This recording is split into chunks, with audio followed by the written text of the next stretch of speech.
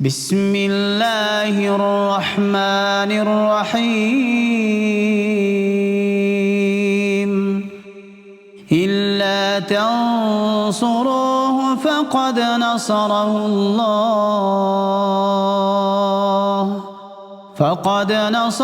الله إذ أخرجه الذين كفروا ثاني اثنين إذ هما في الغار إذ يقول لصاحبه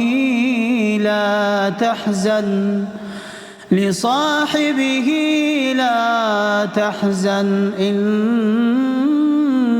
الله معنا فأنزل الله سكينته عليه وأيده بجنود لم تروها وجعل كلمة الذين كفروا السفلى وكلمة الله هي العليا والله عزيز حكيم.